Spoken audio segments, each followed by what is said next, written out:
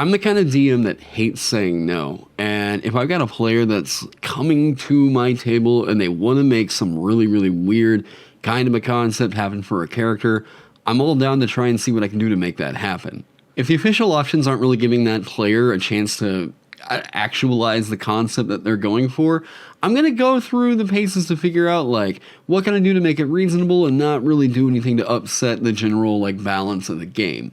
I asked my Patreon sponsors last month what they would like me to design for them as their Patreon exclusive, and I'm using that as a bit of an opportunity to not only promote that, but come over here and educate you guys a little bit on how I view race design for D&D 5e. As somebody that's had a lot of success on the DMs Guild and gets asked pretty frequently here on YouTube about how to design a class, whatever, I realized that I hadn't actually covered races. So this is going to be a real fun one because it's about one of my favorite monsters in the entire game, the Mimic. This video in particular is going to be about converting a stat block over into a race and what you can parse out what is a racial trait or what is something that is likely given to a class feature, or maybe if something's a little bit strong for an innate race trait at like the theoretical 0 level, is it something that we might be able to parse out into like maybe a feat?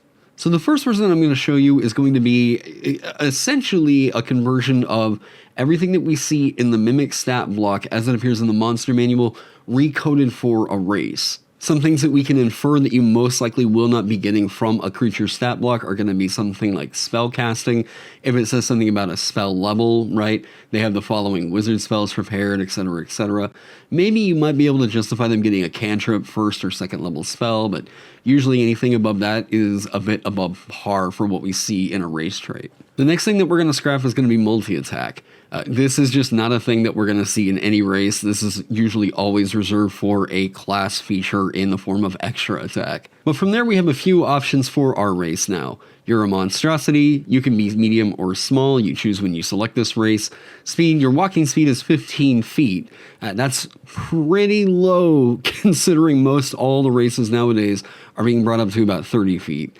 Dark Vision, standard Dark Vision, a pseudopod attack that's actually going to deal a d8 of damage, like it says in the Mimic stat block, a bite that deals a d8 of damage, and then a d8 of acid damage on top of that. Mimic Fortitude, granting them immunity to acid damage, and they can't be knocked prone. Sneaky, giving them proficiency in the stealth skill. Grappler, giving them advantage on attack rolls against any creature they have grappled. Shape Changer, as an action they can polymorph and do all the cool Mimic stuff. And then they have their false appearance and adhesive traits. This is actually a bit ungraceful, and we can already tell, I'm sure as many of you all have seen, this is a very, very bloated race option right here. And what do I mean by bloated? I mean that this race is just giving you a whole lot that is most likely going to be way above par compared to other races in the game. So we like to keep everything fairly, well, I'll say balanced here, but you want everybody to feel like they are getting a sense of meaningful choice, and that whenever they're picking their race, it feels like all the races are going to feel like pretty interesting and appealing options. Whenever it's this apparent that you're getting this much out of this race, especially like the immunity to acid damage and the immunity to being knocked prone, one of the most common skill proficiencies, an incredible like advantage on attack rolls against creatures that you have grappled. Like there's so much that they're getting that we're going to have to trim some of the power of this back for reasonable play. Now, some of you DMs out there might be totally fine giving this race right here to a player character and it's going to function totally okay in your games. Go for it. Some of the things that I definitely notice right here is that it's getting a d8 damage die, which is immediately going to make this race an incredible pair with Monk. With it getting the d8 and a d8 inside of the bite, makes it objectively better than a Monk at any levels, especially if you're allowing that to synergize with unarmed strikes. Monk is nearly always the big worry anytime a race is going to get some kind of an unarmed strike enhancement or change in their race traits. If you're allowing a race to get a d8 die for damage that's replacing the damage on their unarmed strike, this is typically the kind of power that Monk kind of has to wait several levels to get towards. So not only with it getting the unarmed strike enhancement, it's also getting this additional bite attack, also getting an immunity to a damage resistance that we're just not really seeing happen in the game anymore, immunity to being knocked prone, really great grappler synergy that you're getting here, as well as a very, very unique kind of a shape change mechanic, similar to how it's going to function for the changeling, but I think with a lot more shenanigan potential here. Also, the change from like a humanoid or a fae over into a monstrosity means that this is actually a little bit of a spike in power here because you're effectively immune to charm person or dominate person. The tool I'm going to suggest here, and the tool that I'm using while I was designing this race, is actually called the Detect Balance Scale. The Detect Balance Scale will give you a rough estimation as to the overall power that you're working with here. The different traits that you're giving them are going to tax on a final power budget estimation of sorts. I typically find that like my good sweet spot for a race where I feel like, oh, that's super interesting, it's throwing out maybe a lot of really cool features or whatever, and usually what we're seeing some of the more modern races go for is typically about a 30. Back before, I want to say about 2019, we were usually seeing races score at around like a 25. If you're around that 25 to 30 range, it's typically pretty acceptable for play.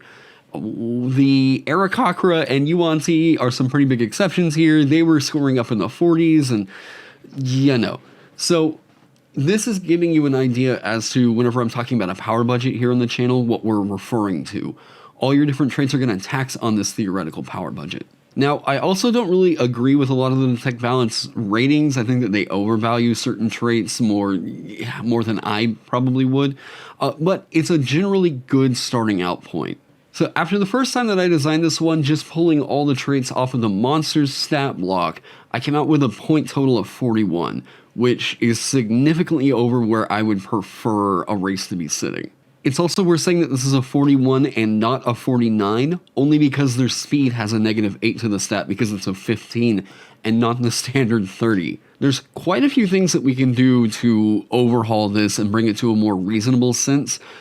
If I'm just doing an interpretation of it where it's just going to be what I feel are the more modern 5e sensibilities, what we saw in Monsters of the Multiverse, it probably looks something more like this. Creature type, you're a monstrosity. Size, you're medium or small. You choose the size when you select this race. Speed, your walking speed is 30 feet. That's just kind of the new standard now. We don't really see races getting designed with a speed less than 30 feet. The standard dark vision, the natural weapons is now going to combine the pseudopod and the bite, which are going to deal a d6 plus your strength modifier bludgeoning damage for a pseudopod or piercing damage for a bite. And then once you reach 5th level, you can deal an additional d6 of acid damage whenever you hit with the bite attack. Mimic Fortitude, you have resistance to acid damage instead of immunity. We saw the Yuan-Ti get this nerf right here. And you cannot be knocked prone.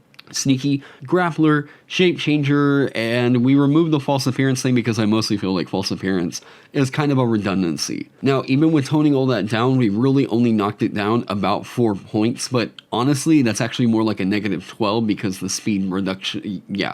So we give you a nice quality of life enhancement with the speed just being the standard speed we see every race get.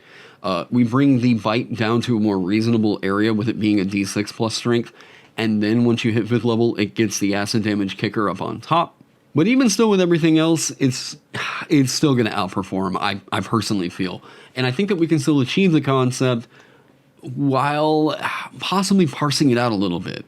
And this is the thing that they did in Xanthar's guide that I would really like to see them bring back, and these are racial feats. I'm going to make another mimic under the assumption that we will give them feats later on that allow them to enhance some of the features that they're already going to get. I'm also, I had the idea here at this point to make a more setting agnostic mimic where like it was going to evoke some of the mimics that we see in games like Dark Souls, where I don't really know that you would say that the mimics over there have a pseudopod attack. You might be able to flavor that as like the thing's tongue, but even then they're not really attacking with their tongues, they're just punching you, kicking you, and biting you, right? I also think that the adhesive is a pretty D&D centric thing. In fact, all the acid thematics seem to be kind of just a D&D thing. So I pulled those out for right now just to see what we would be left with and what we can possibly be adding back. So the version of the Mimic that I created here with those pieces that we pulled out is now scoring at a 29. Now, this is within my range, but I do feel like we've lost a little bit of the heart of the Mimic. And I feel like just the fact that it's not somewhere in the option for you to make a character with these things, I feel like we're not really achieving the concept, you know? So I think what we can do is reconstruct a race that, possibly by reinterpreting some elements of the stat block, maybe through a little bit of toning down the damage, we'll be able to make something work out. And then through some feats, we can give you some more interesting options over there. So this is where I got my final mimic, one that you all can go pick up over on my Patreon. Again, I'm going to plug that one like crazy. You can go get this PDF over there. It has original artwork by Maxwell Polikoff, who is the channel artist now, apparently. I'm using him on all my homebrew stuff. But I'm very, very happy with how this one came out. So, mimic traits. You're a monstrosity. Size. You're medium or small. You choose the size when you select this race. Speed. Your walking speed is 30 feet. Dark vision. Natural weapons. You have a monstrous maw and a pseudopod that you can extrude from your form to attack with, granting you the bite and pseudopod attacks below. Bite. You can make a melee weapon attack once per turn using your bite. On a hit, the attack deals 1d6 plus your strength modifier piercing damage and 1d6 acid damage. The reason I made this change to the bite was actually because this is how it's coded in the monster stat block. It can only ever attack once on its turn with its bite attack, despite it getting multi-attack. I think that WotC is actually moving in the bad direction here, because they're just coding bites to be replacements for an unarmed strike, which, like, you put that on a monk and there's just, I mean, it's silly, sure, whatever, but, like, I think that a bite being a melee weapon attack, and that being the unique natural weapon that is only, like, a melee weapon attack, gives you a lot of territory to kind of beef that one up a bit more. Now, what this means, effectively, is that you have a d6 plus strength plus a d6 of acid damage cooked into a single attack that you can get. Now, notice that this doesn't synergize with Monk. This isn't the kind of thing that you can go in and flurry of blows with. You could go in, hit with the thing, and then hit it with your flurry of blows or whatever, but there are certain Monk builds that I feel could potentially get to this level of power. Going out at first level, doing a d6, and then another d6, plus strength. It also doesn't synergize with the monk because it's using strength and not dex, so I think that there's a little bit of a counterbalance kind of happening in there. Your pseudopod is also going to change to where it's just going to be the d6 plus strength modifier, and then once you reach 5th level, the damage dice used for any of the dice in the attacks is going to shift up to a d8. So the mimic stat block that we see in the monster manual uses a d8, a d8, and a d8 for all of its attacks. The bite, the acid damage, and the pseudopod, right? So here at 5th level, if we up all of these, that's a bit more reasonable area for us to be getting in there. Now you're also getting a melee weapon attack that you can't be disarmed from that is doing a d6 of a commonly resisted damage type, and then a d6 of a uncommonly resisted damage type. So, like, ooh, there's some interesting spice happening in there. Mimic Fortitude is giving you resistance to acid damage. Sneaky is giving you proficiency in the stealth skill. Grappler, we still got Grappler programmed as per usual. Shape Changer, as an action, you can polymorph into an object or back into your true form. Your statistics are the same in each form, with the exception of your walking speed, which is halved. The reason why I made this change right here, it's a little bit of a nerf, but it's not something that I thought was a nerf for design. It was a nerf for narrative conveyance. Because if you remember, over in the Mimic stat block, it has a speed of 15 feet. I'm going off the assumption that if you are usually encountering a Mimic from the Mimic stat block, that thing is most likely being encountered in object form. That's how they hunt, whatever. So, like, could they possibly get up to a speed of 30 feet? I don't know. I'm doing something here to make it a little bit easier to play the race, right? Otherwise, it's going to get the languages and everything else like we usually see in a race. So what I parsed out from there was I made a few feats that were going to allow you to get some of the power that a Mimic can get to at a little later levels, right? So Acid Spitter, your resistance to acid damage becomes an immunity. When you take the attack action on your turn, you can replace one of your attacks with a spit of acidic fluid. The attack has a range of 30 feet and uses your constitution for the attack and damage rolls. On a hit, the target takes 2d6 acid damage, and the damage increases by 2d6 when you reach 5th level, 11th level, and 17th level, cantrip scaling here. You can use your acidic spit a number of times equal to your proficiency bonus, and you regain all expended uses when you finish a long rest. So this is scaling similar to what the Dragonborn's like new breath weapon can do, and you're going to get the uses here. I pulled this because not all the Mimics I've seen in fiction go in hard on this idea of acid as a part of like the character of a Mimic here, and giving you this option to do the acid spit because It looks like WotC's adding this in on quite a bit of new mimics. I thought this was kind of cool as a feat to give you a ranged attack option. I can't help but feel like barbarians and paladins are really going to love the ability to just spit stuff out at enemies that are flying up out of range of their smite and just ranged weapon attacks. And then adhesive body. When a creature touches you, they become adhered to you. A creature that is no more than one size larger than you is also grappled by you when you adhere to them. Ability checks made to escape this grapple have disadvantage. And then when you hit this target with your pseudopod attack, you can adhere to them as described above. So by parsing out the feats and the race, I think that we can get you a pretty faithful mimic character to what the stat block is going to give you, with a little bit of like, you know, narrative interpretation. I really love that Maxwell went in on just, no, it's going to be able to walk in some form. He just gave it this goofy expression. Like, I love the artwork so much. I adore the artwork that Maxwell provided for this one. I wasn't really super sold on them having legs and arms until I saw this artwork and I was like, okay, this is just super charming. We've got to make this happen.